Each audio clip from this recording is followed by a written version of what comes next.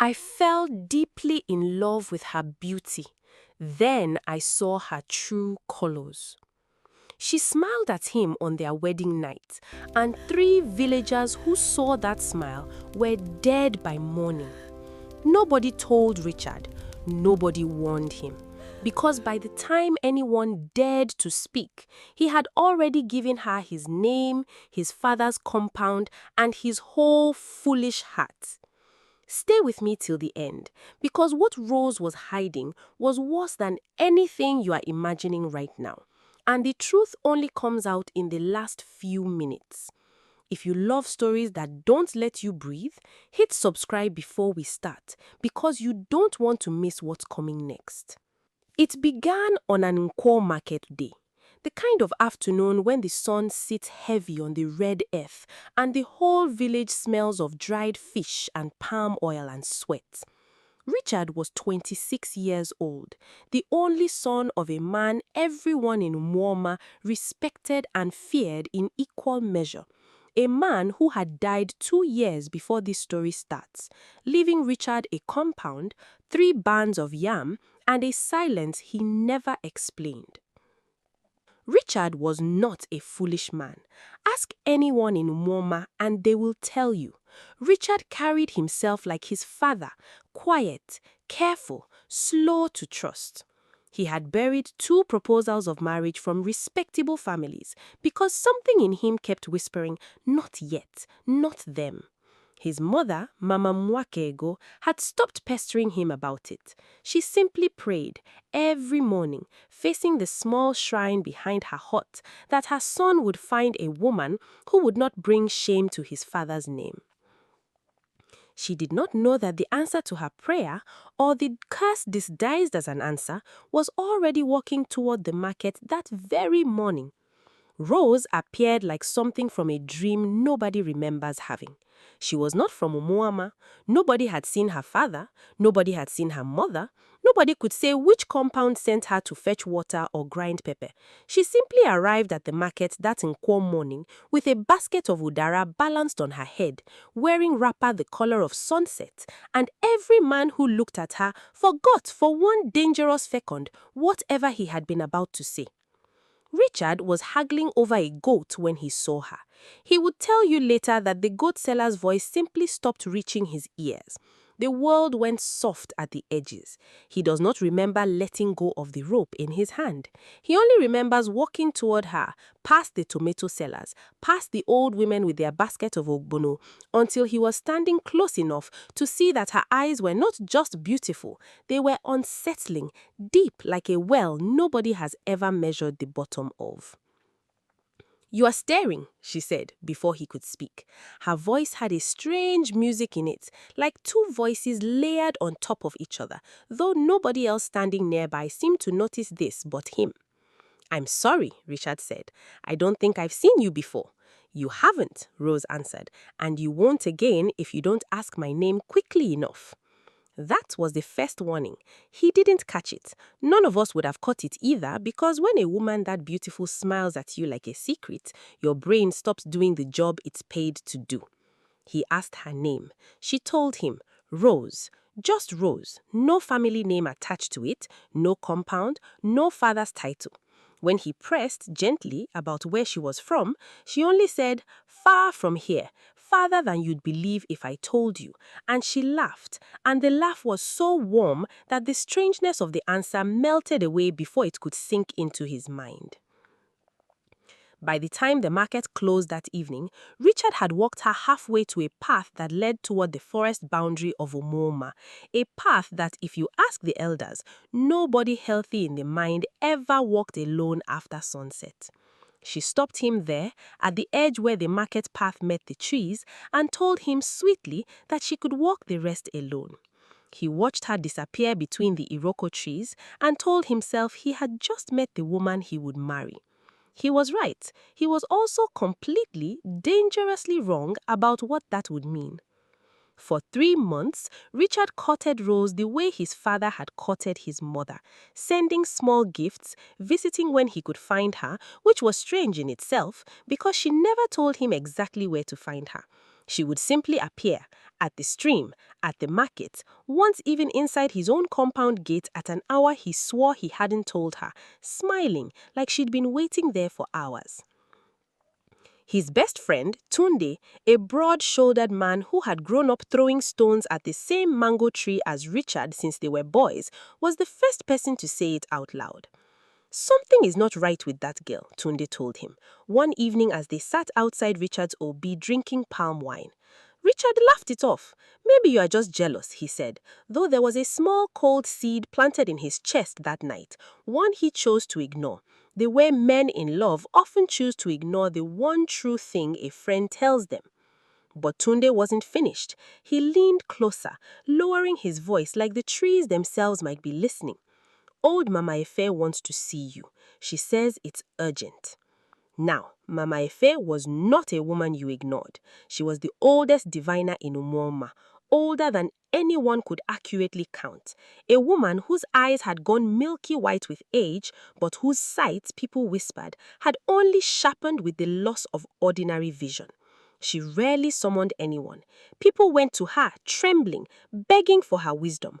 For her to summon for Richard meant something had already gone wrong, whether he could feel it yet or not. He went to her hut 2 days later, more out of respect than fear. Mama Efe sat by her fire, grinding something in a small wooden bowl, and did not look up when he entered. "Sit," she said. He sat. "You have found a woman," she said. It was not a question. "Yes, Mama." "Tell me her name." "Rose." The old woman's grinding hand stopped, just for a second. If Richard had not been watching her closely, he would have missed it. "Tell me," she said slowly. "Does she eat with you, at your table, from the same pot?" Richard frowned. He thought about it, and the cold seed in his chest grew a little. In 3 months of courtship, Rose had never once eaten in front of him. Always some excuse. She'd eaten before coming. She wasn't hungry. She would eat later. He had never once seen food pass her lips. "No," he admitted. "She never eats when I'm with her." Mama Efe nodded slowly, as if confirming something she had already suspected before he arrived.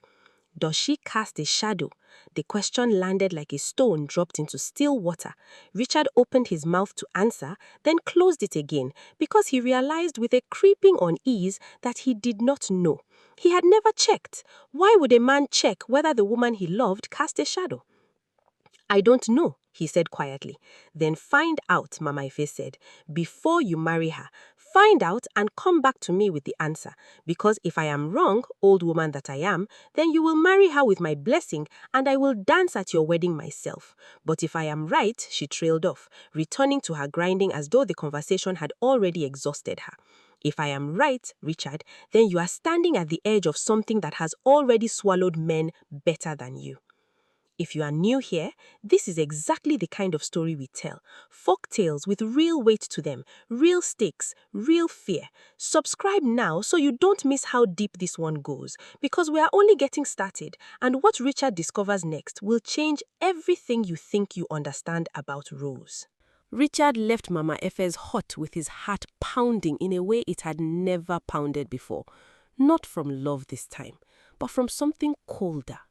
He told himself the old woman was simply suspicious of any new face in Umuma, that this was the way of elders, always seeing danger in things they didn't recognize. But that night, he could not sleep. He kept seeing Rosie's face in the dark, the way her smile never quite reached her eyes when she thought no one was watching closely. 2 days later, under the full glare of midday sun, when shadows fall sharp and undeniable beneath every tree and every person, Richard visited Rose at the small hut she claimed as her own at the edge of the village near the stream.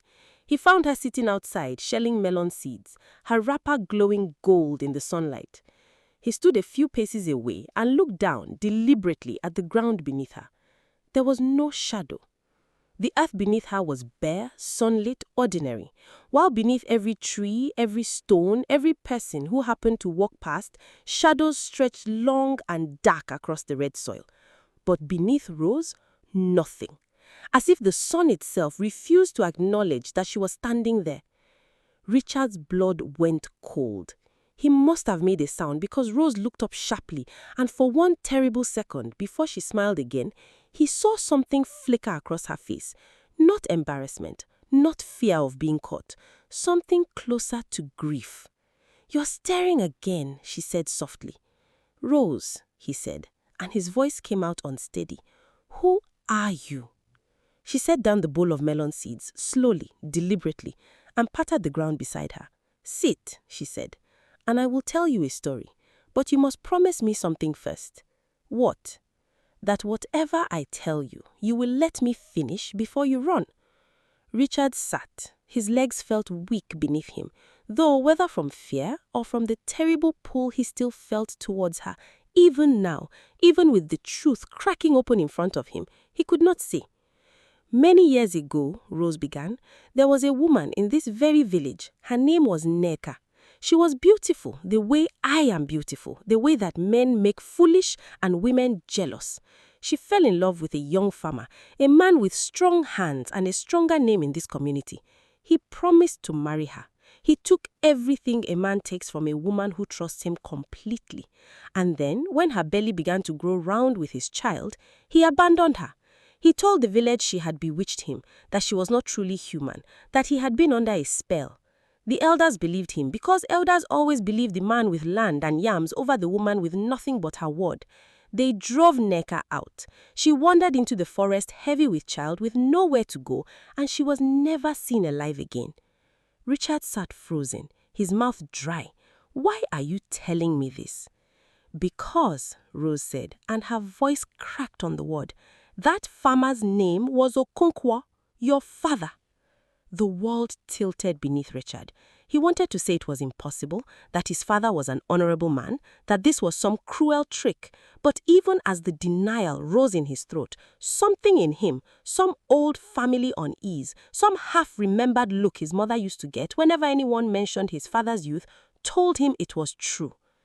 "Neka died in that forest," Rose continued, tears now sliding freely down her face, though Richard noticed with a fresh chill that they left no wet trail on her skin. "Neka died cursing the name of the man who destroyed her and the village that let him. And I am what was left. I am what grew from her grief and her unborn child's stolen life. I came to Umoma to finish what she started." Richard's heart was hammering so hard he thought it would crack his ribs. "To kill me," he said. It wasn't a question. "That was the plan," Rose whispered. "Yes. I came to make you fall in love with me, the son of the man who ruined her, and then to take from you everything he took from her, your heart, your name, your life eventually, slowly, the way she was made to suffer slowly." She looked up at him, and her eyes, still that deep, unsettling depth, were now brimming with something that looked unmistakably like real human sorrow. "Before you decide what you think happens next, let me remind you, this story is far from over. And if you've been enjoying it so far, tap that subscribe button now, because the next part changes everything you think you know about who the real enemy in this story is." Richard did not run. That surprised him even. He sat there in the dirt outside her hut, his whole understanding of his family, his father, and the woman he loved crumbling and rebuilding itself at the same time. And instead of fear, what rose up in him first was something closer to grief for a woman he had never met. Neka, whose name he now understood explained every strange silence his mother had ever fallen into. "Does my mother know?" he asked quietly. Rose shook her head. "Your mother married your father 2 years after Neka disappeared. She was young. She did not know the whole truth, only rumors, only the shame that clung to your father like smoke he could never wash off. I think somewhere inside her she has always suspected something. Mothers feel these things even when they cannot name them." "And Mama Efe, does she know who you are?" Something shifted in Rose's expression, quick and guarded, gone before Richard could fully read it. "Mama Efe suspects. She always has. Since the day I first arrived in the market. She has been watching me for months, waiting for proof. Then why not warn the whole village? Why send only me to check for a shadow?" Rose was quiet for a long moment. The melon seed sat forgotten in her lap.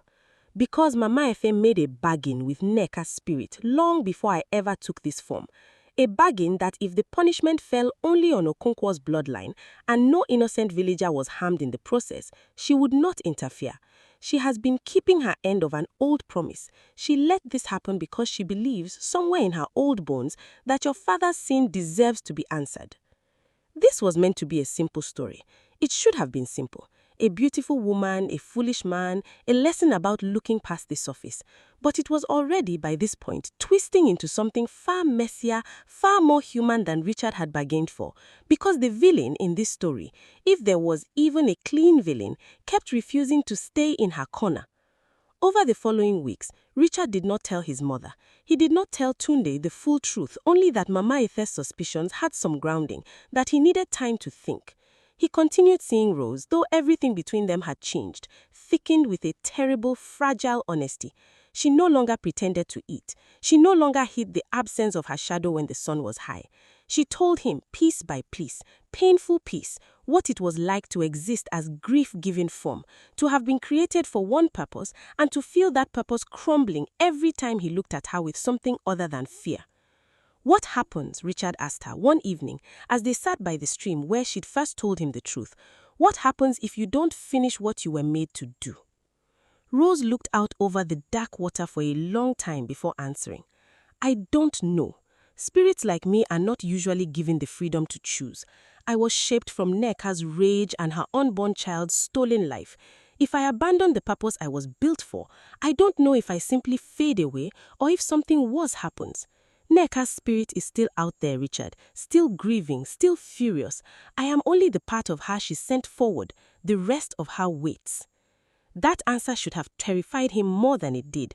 Instead, it made him reach for her hand, an act that, a month earlier, he would have thought was madness, holding hands with a woman he now knew had been sent to destroy him. But love, real or cursed or both, does not always obey the rules of common sense. It was Tunde who forced the crisis that changed everything. Worried by Richard's strange new silences and unconvinced by his friend's vague excuses, Tunde went to Mama Efe himself, without telling Richard, to demand answers.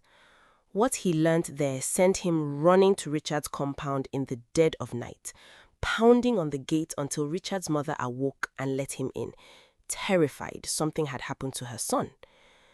She's not just some strange woman, Tunde said, breathless, gripping Richard by the shoulders once he found him. Mama Efe told me everything. About Nneka, about what your father did, about what Rose really is. Richard, you have to end this before she ends you. Mama Nwakego, standing in the doorway of her hut in the moonlight, went very still. Nneka, she repeated softly, as though tasting a word she had swallowed and buried decades ago. I always knew there was a name your father carried that he never spoke aloud. Her eyes filled with grief that clearly had been waiting patient and silent for 26 years to finally be allowed out. Is it true, my son? Is this woman you love truly her daughter's spirit, returned to punish this family? I don't know what she is anymore, Richard admitted, and it was the truest thing he had said in weeks. Tunde looked at him like he'd lost his mind entirely. Richard, she was made to kill you.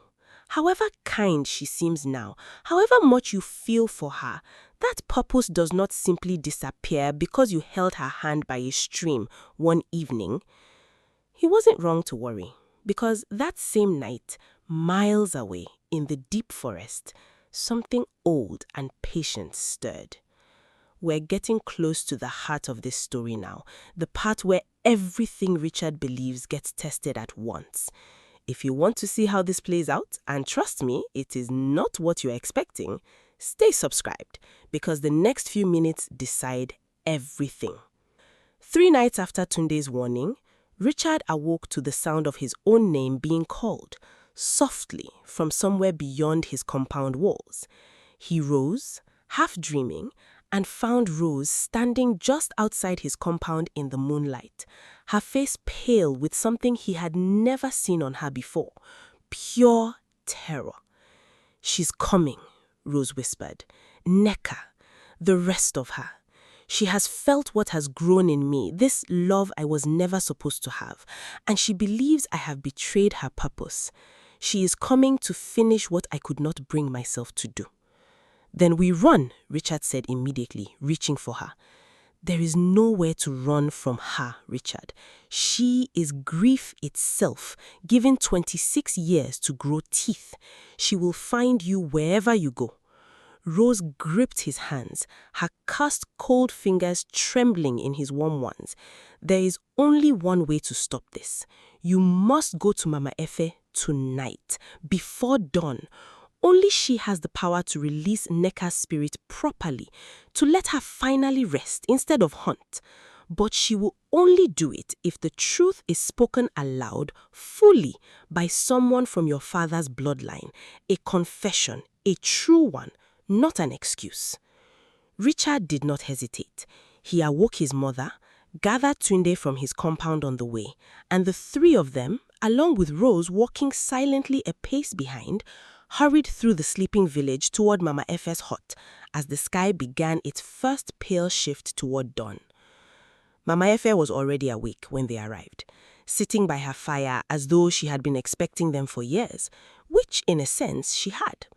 "So," she said, looking at Rose with those milky eyes that somehow still seemed to see everything, "the daughter chose love over vengeance.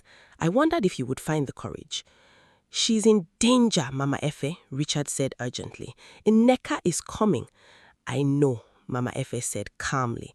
"She has been coming for 26 years, my son.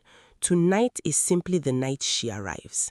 And here is the twist that the whole story had been circling toward, the one that made Richard's blood run cold in a completely different way than anything before. Mama Efe arose slowly, leaning on her staff, and looked directly at Mama Nwakego, Richard's mother. "You have carried a secret longer than your son has been alive," the old woman said. Tell him now before Nneka arrives and does it for you in a far less gentle way." Richard turned to his mother, confused. "Mama, what is she talking about?" Mama Nwakego's face had gone grey in the firelight. Her hands trembled. "I was young," she said, her voice breaking, "when I married your father. I did not know at first about Nneka. I learned only after we married, when the whispers reached me, when I understood the shame he carried and hid from everyone, including me. I confronted him. He told me the truth, all of it, how he had abandoned her pregnant and alone to protect his reputation with the elders." She stopped, tears now falling freely. "I begged him to make it right, to send for her, to bring her back and claim the child as his own. He refused. He said his name mattered more than her life. And she pressed a trembling hand to her mouth. "You what, Mama?" Richard's voice was barely above a whisper. "I went looking for her myself," Nwakego confessed, "alone into the forest, to try to bring her back, to try to fix what your father had broken. I found her, Richard, alive but barely, starving, days from giving birth, hiding in a hunter's abandoned shelter. I promised her I would help her. I promised I would make your father acknowledge the child." Her voice cracked completely now. "But I was afraid too of what it would mean for my own place in this family, in this village, if I brought home the woman my new husband had wronged. I hesitated one day too long, deciding how to do it safely. By the time I returned with food and a plan, she was gone. I never found her again. I told myself the forest simply swallowed her, that it wasn't truly my fault. But I have carried the truth every single day since, that I could have saved her, and I chose my own comfort instead." The fire crackled in the silence that followed. Richard felt like the ground beneath him had opened into something bottomless. It wasn't only his father who wronged Nneka. It was his mother's hesitation too. The same family, two different failures, feeding the same tragedy. "This is why Nneka's spirit grew as strong as it did," Mama Efe said quietly. Betrayal from a lover is a wound, but abandonment by someone who promised to help and didn't, that is the wound that festers into something with real power. That is what shaped Rose. Not just your father's cruelty, Richard, but your mother's fear. Rose was staring at Mama Nwakego now with an expression Richard couldn't quite read, something between fury and a terrible aching sympathy, the look of someone finally understanding the full shape of the wound they were born from. Before anyone could say another word, the fire in Mama Efe's hearth guttered violently, as though a great wind had passed through, though the night outside remained perfectly still. The air turned cold enough that everyone's breath fogged in front of them. And in the doorway of the hut, where a moment before there had been only darkness, something began to take shape. We are seconds away from the climax of this story, the part you've been waiting for since the very beginning. Before we go there, if this story has kept you on edge so far, make sure you're subscribed, because what happens in the next few minutes decide every single person in that hut. Nneka's spirit did not look like Rose. Where Rose was warmth wrapped around sorrow, this was sorrow with all the warmth burnt away, leaving only rage. She stood taller than a living woman should, her form flickering between solid and smoke, her eyes twin points of furious light in a face that still, beneath the horror of it all, held traces of the beauty she must have had in life. "You," Nneka's voice hissed, and it filled the hut like it came from every direction at once. "Have both had 26 years to make this right, and instead you find you here weeping over a fire, while my daughter stands beside the son of the man who destroyed me, looking at him like she loves him." The spirit fury turned toward Rose. "You were made to end this bloodline, not to fall into its arms." "I know what I was made for," Rose said, though her voice trembled, did not waver.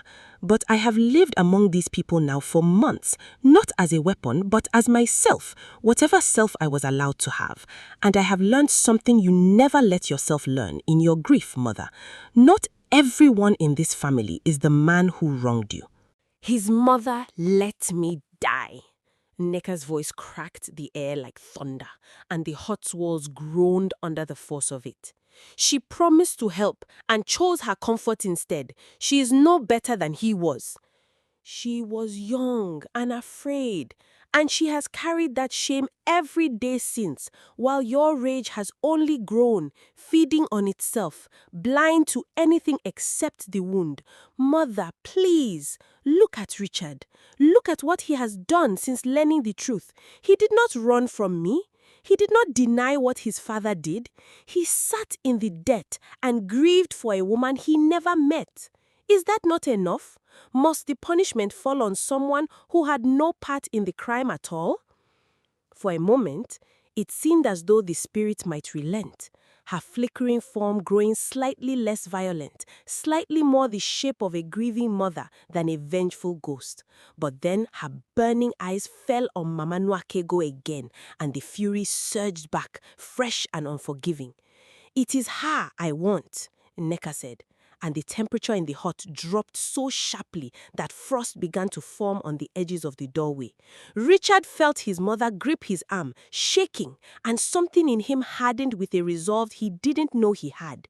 "No," he said, stepping between his mother and the spirit in the doorway. "If someone must answer for this, let it be me. I am his blood too.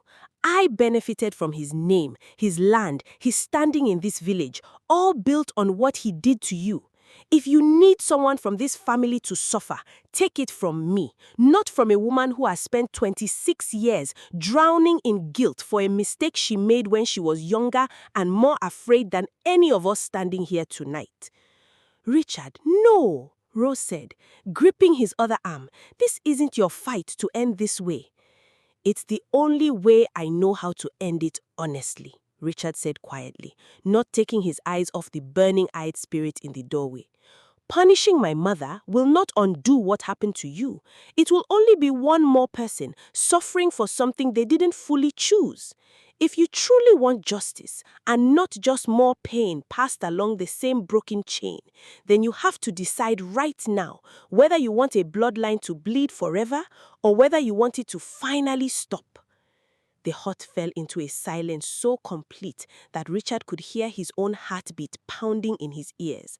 Mama Efe stood perfectly still by the fire, watching, her ancient eyes unreadable.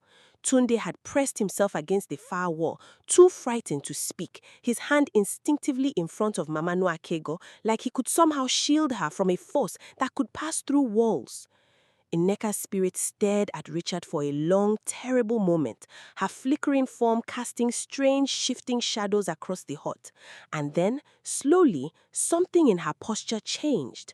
The rage did not vanish, but it seemed to fold in on itself, exhausted, ancient, tired in a way that had nothing to do with time and everything to do with carrying the same wound for 26 unbroken years. "You sound like her," Nneka said, whispered, and for the first time, her voice sounded almost human. "Rose, my daughter, who never even drew a single breath in this world, yet somehow learned mercy anyway. Because she was raised on your love before she was raised on your grief," Mama Efe spoke for the first time since the spirit arrival, her voice steady and calm, in a way that seemed to cut through the tension in the room. "You gave her both, Nneka, whether you meant to or not. The love came first. The grief only came after, once you lost everything. Perhaps it's time to let her carry forward the part of you that came first." Here is where this story could have gone one of two ways, and I want you to sit with that uncertainty for just a moment, because this is exactly the kind of ending that stays with you long after the video is over. Nneka's burning eyes moved slowly from Richard to Mama Nuakego trembling behind him, to Rose standing beside him with tears now falling freely down a face that had never been able to cry before this night. And finally, her gaze settled on Mama Efe, the one person in that hut old enough to have known her when she was still fully alive, fully human, still a woman with dreams instead of a wound with a name. "I am so tired," Nneka said, and the words seemed to cost her an enormous thing to admit. "I have carried this fire for 26 years. I do not know how to simply let it go." "You don't have to let it go all at once. Just enough to rest. Just enough to let your daughter live the life you never got to have." The spirit turned back to Rose, and something passed between them that no living person in that hut could fully understand. A conversation without words, a mother and the daughter she had shaped from her own grief, meeting properly perhaps for the very first time. "You will stay?" Nneka asked. "Here, among the people who wronged us?" "I will stay, because I have found something here that you never got the chance to find. Not vengeance, something better than vengeance. I don't want to lose it." Nneka was quiet for a long time. Then slowly, her flickering form began to soften, the burning fury in her eyes dimming into something closer to the warm gold that Rosie's eyes carried. "Then I release what I made you to be," she said softly. "Live, my daughter. Live the life that was stolen from me. That will be justice enough." The frost on the doorway melted instantly.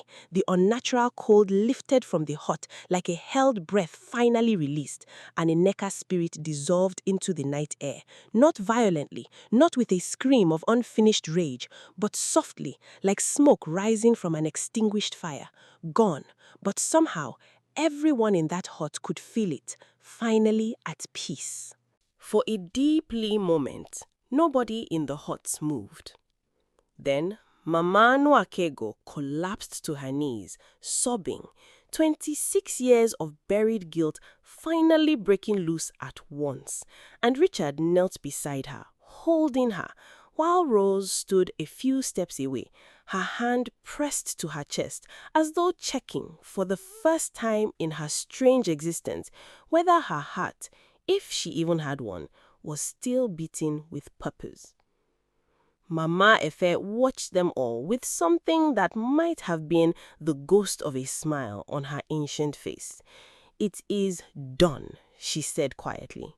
"The bloodline is free, and you, child," she added, looking at Rose, "are free too, for the first time since the day you were shaped from a grief that was never truly yours to carry alone."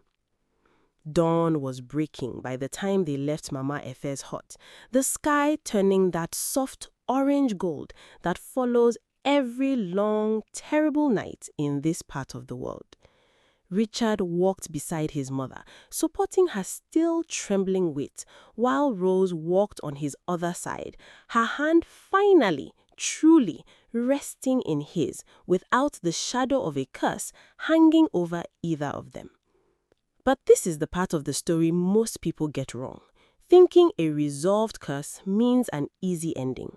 It doesn't, because forgiveness is not the same thing as forgetting, and the days that followed were not simple ones. Mama Nuakego had to sit with her son, and for the first time in 26 years, tell him everything about his father, the man Richard had spent his whole life admiring. And Richard had to learn how to hold both truths at once, that his father had been capable of real cruelty, and that his mother had carried real guilt, and that none of it erased the love they had also genuinely given him. Rose had her own reckoning too. The village had heard, by then, rumors of the strange night at Mama Efe's hut, and though few knew the full truth, many now looked at her differently, some with suspicion, some with a wary respect for a woman who had, in the end, chosen love and mercy over the vengeance she was built for. She did not run from that scrutiny.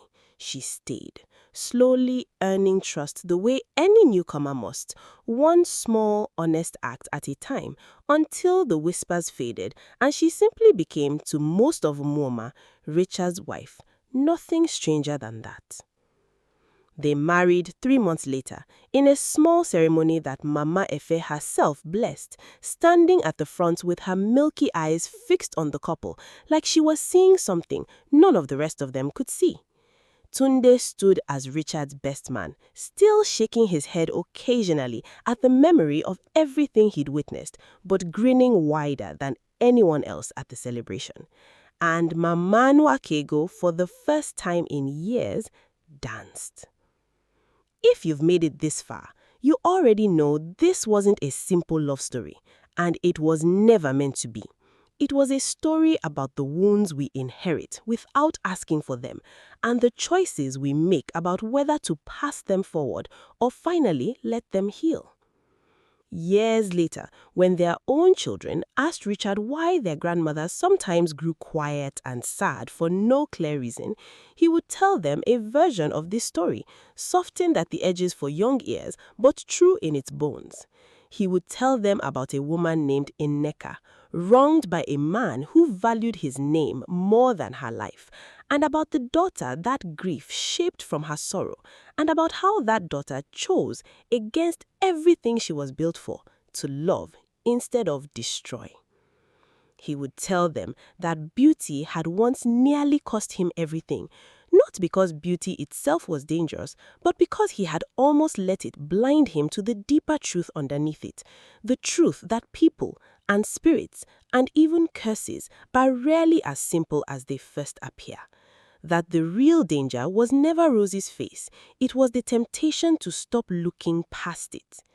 And he would tell them every single time that the story did not end in tragedy only because enough people finally chose honesty over silence and mercy over vengeance, even when it cost them everything they thought they knew about themselves. Rose never fully explained what she had felt in those final moments before Ineka released her, the exact nature of what she was and what she became after. Some mysteries Richard learned are not meant to be fully solved, but only lived with, gently, the way you live with an old scar that no longer hurts but never quite disappears either. What he did know, what he held on to for the rest of his life was this. He had fallen deeply in love with a woman's beauty, and then slowly, painfully, he had seen her true colors. Not the colors he feared at first, the colors of a spirit sent to destroy him, but the deeper colors underneath that, the ones that took a curse 26 years in the making and chose, against every instinct she was shaped from, to answer it with love instead of destroy. That is the true color that mattered in the end. Not the ones we're afraid to find underneath a woman's beauty, but the ones that only reveal themselves when everything else has already been stripped away, when a person or a spirit has nothing left to hide behind and still chooses to be kind. If this story moved you the way it moved me while I imagined it, tell me in the comments, was Rose right to choose love, or should some wounds never be forgiven, no matter how much time has passed? Share your thoughts below because I read every single one of them and I want to know where you stand. And if you've stayed with me through this whole journey, through every twist, every turn, every moment you probably weren't sure would resolve peacefully, then you already know exactly why you should hit that subscribe button right now. There are more stories like this one coming. Stories with real weight to them, real heart, real twists you won't see coming until they're already unfolding in front of you. Subscribe, turn on notifications, and I promise you the next story we tell together will be just as unforgettable as this one. Thank you for watching until the very end. That means more than you know. I'll see you in the next story.